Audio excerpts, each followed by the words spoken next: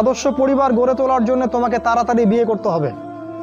তোমার সামর্থ্য আছে, শারীরিক মানসিক সামর্থ্য আছে, রুজির একটা ব্যবস্থা আছে, বিয়ে করে ফেলো, দেরি করবে না। বিয়ে করে ফেলো, দেরি করবে না। আমি বলছি অবশ্যই অবশ্যই তোমার শারীরিক সামর্থ্য থাকতে হবে, মানসিক সামর্থ্য থাকতে হবে, অর্থনৈতিক সামর্থ্য থাকতে হবে, একটা মেয়ের রেসপন্সিবিলিটি নেওয়ার সামর্থ্য থাকতে হবে।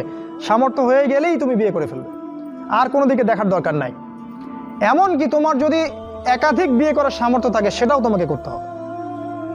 যার একাধিক বিয়ে করার সামর্থ্য আছে সে যদি না করে সেটাই তার জন্য গুনার কাজ।